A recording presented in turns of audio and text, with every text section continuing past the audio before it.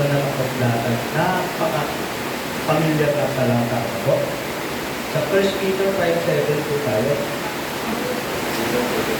Okay, so sa ulado na natin po, itang okay na sa Bible. Amen. Sige, buka natin. Okay. Okay. Ready? Sige, recite po natin. 1 Peter chapter 5 verse 7. Casting all your cares upon Him, for He careth for you. Natin nakatayo at manalangin tayo. Panginoon, salamat po sa presensya ng bawat isa. Pag-iingat mo sa bawat isa po sa amin, sa kabila ng masaganang ulan ay bumubuhos, ay naririto po kami lahat at handang sumunod sa utos na huwag kaligtaan ng pagtitito. Naniniwala na ang kapangyarihan ng samang panalangin ay hindi po mapatalaman. Salamat po sa mga prayer warrior na naririto kami. At kami ng mamamagitan sa iyo para sa aming mga kapatid. At sa araw ng bukas, O Diyos, na i-claim namin sa iyong pangalan, O Diyos, na bigyan mo kami ng magandang panahon. At muli, handa ang bawat isa ang puso sa pagkakapatay sa Isus. Nakakatuwa lang po namin sa iyo. Maging ito po namin kapalitan. As namin po. Thank you and visit them. Okay. So, pinamagatan natin ito, why worry when we can pray? Alam nyo, ang pananalangin at ang pag-aalala ay both is of course. Okay? Ngunit, kung ating ipagkakatiwala ang ating mga kabalisahan sa Diyos, nire-restore ng Diyos yung mga bagay na hinataw na pagkakalala. So the word care in Greek is merimna, literally means distracting care or anxiety. Ito po yung sinulat ni Apostle Peter, obviously, no? Sa mga mananampalataya sa Catholic, throughout Asia, present Rome, Turkey, at sila ay nakakaranas po ng samot-saring persecution, suffering, uncertainty, social rejection, and trial because of their faith. No? So dito, hindi sinabi ni Peter na dalhin ninyo. No? Kundi sabi niya, ask them. You're referring doon sa mga bansa natin sa buhay. At ito ay marahil isa sa pinakamahirap sundin na kautosan ng Diyos sa Bible. Marami sa atin ang nanalangin, ngunit we worry again. No? Alam nyo bakit? Kasi persistent talaga ang pagkakaroon. At no? Okay? Yun nga, mga kapatid, if we don't pray, we naturally worry. Ganyan yan, no? But what exactly does anxiety steal from us? Ano ba yung ninanakaw ng pag-aalala sa ating buhay? Okay, una, anxiety steals our trust in God. Yan ang pangunahin. Ninanakaw ng pag-aalala sa atin yung ating pagtitiwala sa Diyos. Amen? Anxiety weakens pinapahina nitong ating pananampalataya, ang ating confidence, ang ating courage, independence at God. Okay? So maraming scripture na mababasa, Matthew 16:55 down to verse 34, Proverbs 3:5-6. Okay? 1 Peter 5:7 nating text. No? So, every anxious thought asks, can God really take care of this? No? Kapag ikaw nag-aalala ganun ng tanong mo, ano bang gawin ng Diyos ito? Ang pag-aalinlangan na tayo, di ba? So, worry, trust the problem. Prayer, trust God. Opposite. Ganun yan eh. Pinaniniwalaan mo o pinagtitiwalaan mo yung bagay na ipinagkakalala. On the other hand, kapag ikaw Okay? At katulad lang ito ng isang magnanakaw na nabalitaan ko lang pumunta ko somewhere in Subic, no, ng Bales, ay mayroong isang businessman na pinasok yung bahay nila at kinuha yung bagong cellphone, kasama yung license niya, tapos may mga mas.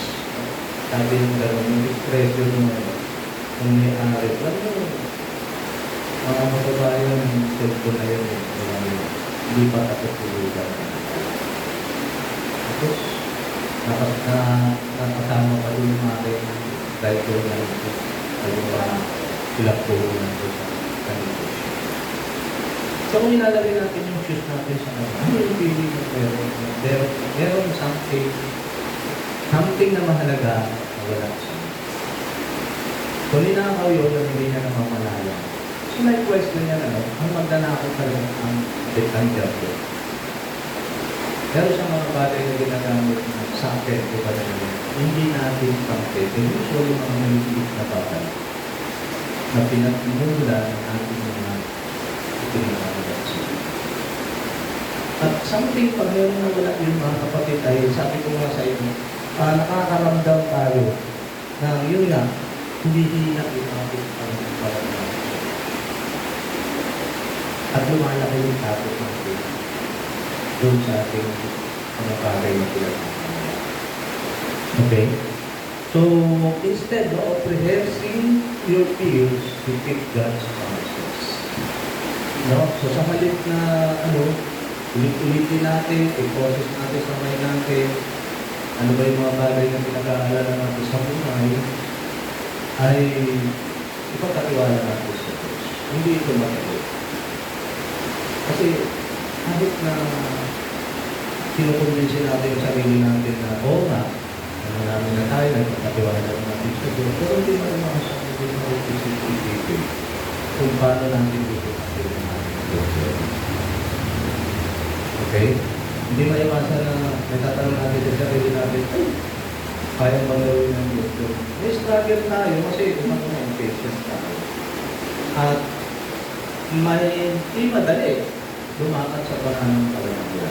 Dahil unang-una, hindi natin nakikita kung paano kumikigos ng Diyos. At kami pinanghahawakan lang talaga natin ang mga salita ng Panginoon. At yung ilan sa mga karanasan natin na napatunahan natin na ang Diyos ay tuloy at sumasagot sa atin. Yun ang tanging mga bagay na ating pinanghahawakan. Okay, pangalawa, anxiety steals our inner life. So, anxiety steals una yung ating kapayapaan. Kasi sabi ng Panginoon sa 14:27 ng siya, peace, I have peace. Pero yung peace na yun, hindi siya yun. Hindi siya permanente. Binigyan intended yung Diyos na intended for us to live. Pero, it can be lost. It can be lost. At alam nyo ng pangalan. Okay? At ginagamit niya ang anxiety para ito ang pangalan. Nawawala yung ating kapayapaan. Palisan. Alam niyo ba yung feeling ng tayong palisan? Di ba? Wala akong peace. Trouble ka eh. Parang trouble water ka. Di ba? Hindi mo alam mo, akas ka o ano ka eh. May mga pagkakataon, yun na. Nawawalan din tayo ng pag-peace. Diba? At yun, nawawala din yung ating contentment. Parang contentment dahil may mga bagay na nawawala sa iyo na parang wala kang sapat na resources para ito yung tutunan. So, sa isip na yung isipan, gumagawa ka ng parang mag-i-struggle ka din sa iyong sarili. Kasi, as a human, we are impatient, we are weak, ayun na talaga tayo. At madali tayong affect yung mga bagay na nakikita natin. Ito mga circumstances natin sa buhay, mga kapatid. Hindi talaga kayo sa kanyang isipin at saka lalo ng ibigay pang kakatarin. At dahil doon, ang magiging bunga nito, hindi lamang yung peace, yung joy, yung hope, rest, contentment, and emotional stability ang amahan. Kaya ang tao, ang Diyos, hindi ko. Kasi mind niya todo pa. Yung tax pa. Oo, mas mabuti ka, maglaro ka ng basketball, mapalot ka, magpahinga ka lang eh. Pero yung stressful ka, oh, grabe, sasakit ang panga mo dyan, ulo mo, balikat mo, ano, sasakit dyan, dyan, sasakit ang mga dito. Asang tatayot ka mo dyan, hindi ka mapakali. Anxious ka, hindi mo kayo pwede na anxious. Naghahanap ka ng magsulusod mo sa problema mo. So marami tayong scripture dyan, no? Proverbs 12:27, Proverbs 14:27, Philippians chapter 4:6-7. So the heart cannot be filled with God's peace while carrying burden. Hindi pwede mo kasama. Hindi pa pwede sabihin sa akin, ako nagtitiwala sa this is kind of nakabit na. Hindi pwede mo sa akin.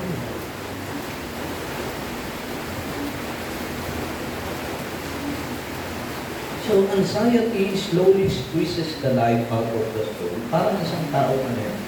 Sinasakit. Diba? Sakit sa pangat, stressful. Kasi, ganun yun eh. Dami mong iisip talaga. Alam mo sa sarili mo, hindi mo na kaya. Hindi mo kaya tugunan mo sa sarili. Saka, kulang ang resources, kulang kapatid, kapability, diba? Okay. So, mahalaga mga kapatid, instead of carrying your burden, carry it. Again, madaling sabihin na ating ipinagkatiwala pa sa Panginoon. Pero, in reality, balik-balik na tayo. I-pray ka. I-pray ka. Persistent eh. Ang anxiety. At kung bagay, di ba? Ako, ang ngayon, stress. Ang bukas ay ang sakit. Okay? Okay, number 3. Ano ba yung ninanakaw ng anxiety sa ating buhay? Anxiety instills our effectiveness. Alam nyo, ako lang eh, pag naglaro ako ng chess, wala na nagutama ako ng pulot na ako. Wala na yung focus. Yung reflection ko, pabilis na ako. Hindi ko na maspatat ako. Mali-mali na yung calculation. Mali ko na. Kaya pag gano'n, alam ko na dito sa akin. Bibigyan ko ng space ng sarili ko. At inuunawa ko din bakit nakagana. At yun, nakakatulog talaga sa kita ng Diyos. Kahit nag-i-struggle ka, yun ang sabi ng Bible. Nanangin. Sabihin mo sa Diyos. At nag-struggle ka. Pagkatiwala mo sa Kanya. At sabihin mo sa Kanya, bro, bigyan mo ka ng contentment, bigyan mo ka ng praise. Diba? Kasi ang minsan ang problema, wala din sa tayo kung very weak tayo. Madali tayo maghinawa, madali tayo sumuko, kung ganun ba, madali tayo mag-alala, madali tayo matakot, matakot din tayo. Kasi meron mga bagay tayong piniprevent na huwag mangyari. Doon tayo na preparation. Meron mga bagay tayong piniprotect ang ating buhay. Hindi tayo nakapagpintay. Kaya doon napuput yung protection ating pananampalataya. The devil is taking advantage of us. Alam niya na tayo ay impatient, okay? Alam niya na meron tayong tendency na ilagay natin ang ating pagtitiwala sa sarili. Kasi ganun na yun. Pagka hindi ka naman natin, nag-aaral ka na yung sarili. Okay? At yun nga mga kapatid, na anxiety drains ay hinahin mo. Hindi lang emotional mo, yung strength mo, maubos yun. Kasi pag na-strength ka, nag-iisip ka, at makapanginan ang buhay. Okay? Stress strength, wisdom, nawawala yung wisdom natin. Kaya hindi tayo nakapokus sa trabaho. Kasi ganun, double-minded ka. Iisip mo, may iisip ka kung iba. Lahat iisip mo. Walang isip mo. May trabaho, kung may trabaho, hindi ng trabaho. So wala na rin yung focus. Wala na. Divided na. Ano yun? At sabi doon, ang definition niya, distracting care. Kaya kung mabasahin mo dun sa Pilipos, chapter 6 and 7, ano sabi doon? Be careful for that. Sobrang pag-aalala ito. Sobrang ka nagmamalasakit para doon sa bagay na pinag-aalala mo. Ayaw ka ng issues. Diba niyo? Kaya lang, pag nasobrahan ka ngayon, nag-overtake ka na. Kasi parang anong pag-aalala niya, alam mo yung reservoir ng katulad ng natlipin mo na ilan ko. So, meron siyang radiator, meron siyang kulang. Pag nilagyan mo yung radiator, ang tamang sukat ng kulang, nalagyan mo yung reservoir. Okay, yung reservoir, tanggap lang din ang tanggap yun. Pag sumubra yun, pupunta doon sa radiator. Tayo, kailangan natin na meron tayong dito, dapat i-release natin. Kasi ganun ginagawa ng sabi ko, tanggap ka ng tanggap, mapupunod ka.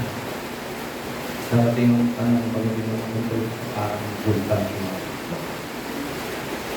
Kaya pansinin nyo yung ginamit doon, yung pagbabato, roll on, diba? Yung patigatan mo, ipatungo sa tayo.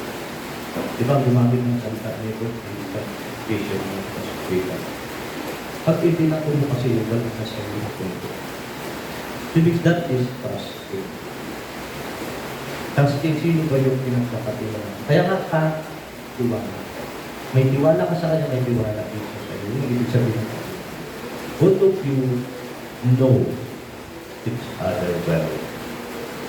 Kahit hindi mo nakikita ang Diyos, alam mo kung kilala mo personal. Alam mo na hindi ka niya kapapay. Hindi man ngayon, alam mo sa sarili mo, pagpipigil ko. And that's true. Amen. So, hindi lang yung focus, productivity, fruitfulness, and time. Kukunin yan. Nanakawin din yung sobrang time. Isip ka ng isip. Useless naman ang mag-isip. Pag-alala. Inuubos na yung time mo, inuubos na yung strength mo. Yung productivity mo, uubusin mo rin. Kasi wala ka ng wisdom, wala ka ng focus. Tingnan mo, ginagawa naman sa iyo. Napaka-focus yung bangko. Diba? Sakap yun. Kung mag-alala ka, para mapamalis sa kanya. Ganyan? Yeah. So marami tayong scripture na Matthew 6:27. Kung sinasabi doon na useless ang mag-alala, Matthew 22, James 1, okay? So worry never adds strength, it only spends. Hindi siya nagdapat at nakakasal. Ngayon, minsan, para lang tayo tangan. Kasi, kung i-analyze lang natin ang ating mga sarili, inututos natin ang ating energy sa mga bagay na wala naman talagang useless talagang pag-aalala. Diba? Hindi ko alam, nai-enjoy natin, iniisip, pati pinoprocess natin sa mind natin, yung mga problema na kinakaharap natin. Minsan, i-testify natin, hindi naman pwedeng hindi-isip. Iba naman yung planning sa pag-aalala, magkaiba naman yun. Kapatid, hindi naman sinasabi ng Diyos na kung tayo mag-isip. Ang sinasabi, huwag tayo mag-alala. Kasi ang pag-alala, nakatingin ka doon namin mga nangyayari. Piniprevent mo yung katama. Amen? So, the anxious heart keeps receiving burden but never releases. Like a Dead Sea receive but has no outlet. Dead Sea. So, is kaya, di ba? Tanggap lang mo ng hotel. Ang tubig. Wala siyang outlet. Wala siyang lamasan. Isipin mo magsamap ng ako. Kung isip ka ng isip ng mga bagay na kinakatakot. Usually, yung isip natin, mga factor natin yan sa buhay. Diba? ano mangyayari? Matutulog na ako ng administration. Kaya ang ginamit ng sa burden eh. Natutulog ka na. Di ba kasi tanggap eh. Kaya ang sabi ng Panginoon, huwag mo tanggapin. Ipasa mo sa akin. At ginamit ko na sa Peter, all. Even yung mga maliliit, doon at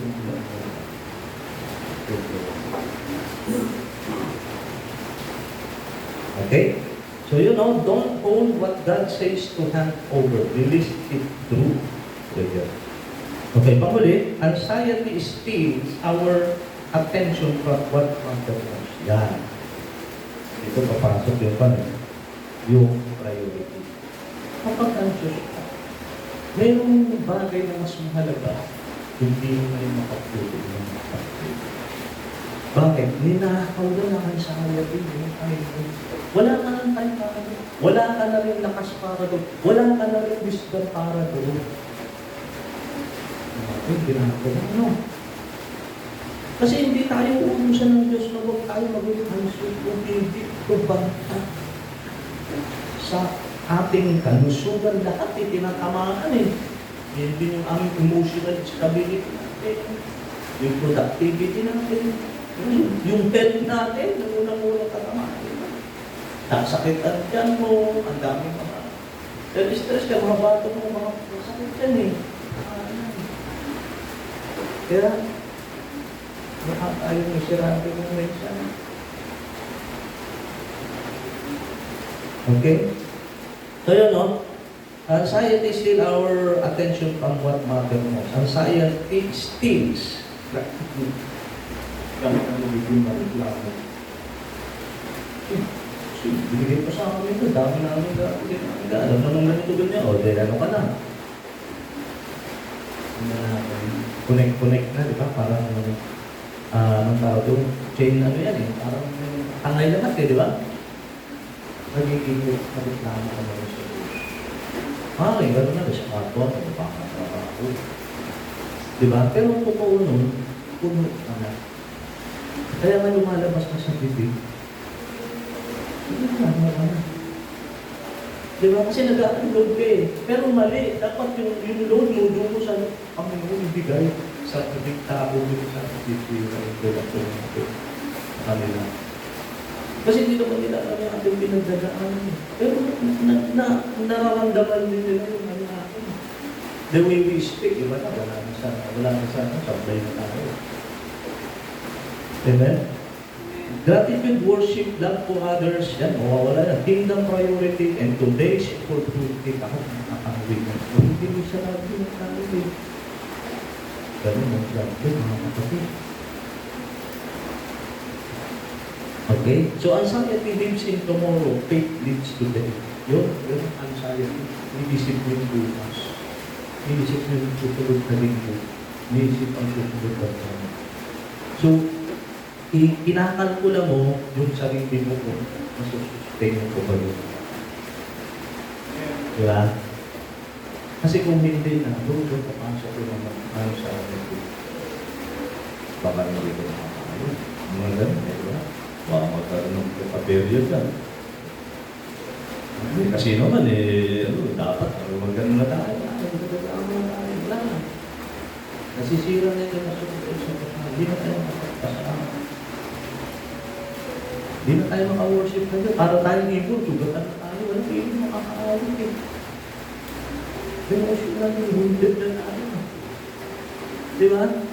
Oo, buo tayo. Kausap tayo ng tao. Pero sa loob natin, durug-durug na tayo. Hindi tayo mga galing pa mo natin magtago. Sa di ba, no? Tayo sa mga kalalaki, hindi makaala tayo. Mga paridyo na magtago.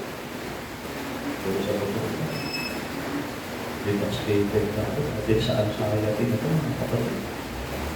Walang tao, kahit Kristyano, na hindi naging at persistent mo pa kailangan mong bantayan, may magnanakaw. Ang dami niyang ninanakaw mo.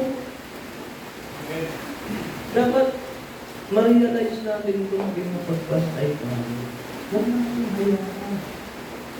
Na maging miserable tayo. Hindi tayo tinawag ng Diyos para maging miserable. Ano na naman mangyayari sa atin kung lagi na lang tayong dinadait?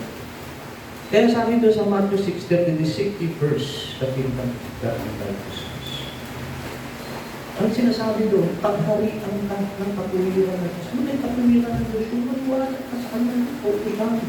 Hindi yung pagharian ka ng tao. Di ba? Di ba pag naghari na sa'yo yung tao, ano ka, alis ka. Paano ka na lang? Yung imbes na normal ang buhay mo, wala ka. Ang dami nang, wala ka ka. Alam mo, may nawawala sa'yo pero hindi ka aware.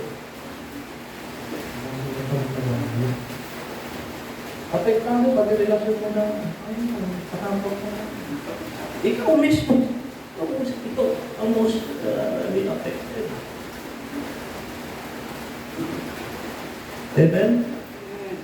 So, ano mangyayari? A person whose priorities are confused lives good. Nagkakaroon na ng tinatawag na maling pagpa-priority. No? Parang, ano nangyayari na ganito? Ikaw ay nabubuhay para kumain.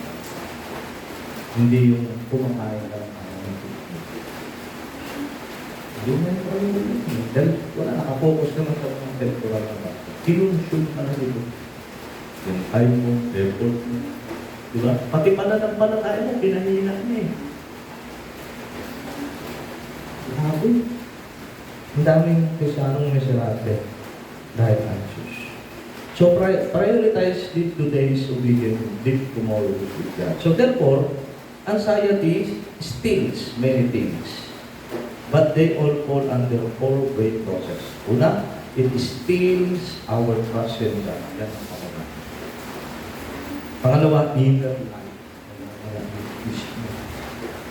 Yung joy sa life. Effectiveness.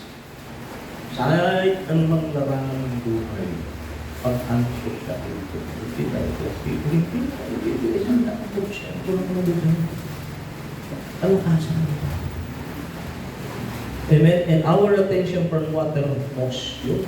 May mga lalo pang bagay na mas mahalaga. Hindi mo na mapagtulungan ng pangkin kasi inubus na, inusog na ng pag-aalaga. Sa isang bangga, useless na. Ano ba may tulong pag-aalaga? Pinapaisipan buhay natin dahil sa nagkasakit tayo. So the good news is that whatever anxiety is feels, prayer is false. Yun na lang gagawin.